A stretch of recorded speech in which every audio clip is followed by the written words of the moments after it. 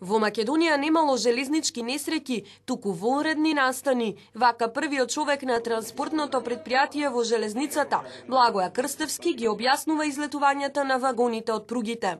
Значи ова не е несреќа, ова е вонреден настан.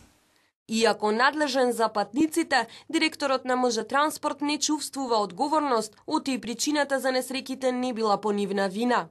Јас жалам за тие инциденти и не се чувствувам баш пријатно на тие инциденти, зашто бев повикуван, а јас не можам да кажам дека ние како транспортна компанија, јас лично како прв човек на транспортната компанија, би чувствувал некаква одговорност ако се најдат некакви пропусти, да речеме, во инфраструктурата.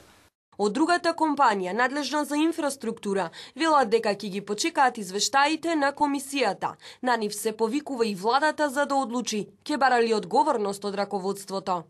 Јас прво би почекал да заврши извештајот кој ќе биде готов за неколку денови. Надлежните конечно се огласија, возовите биле безбедни. Лани пак машиновозачите предупредија дека возот на релација Скопје-Кичево не е безбеден, оти постојано е каменувањ.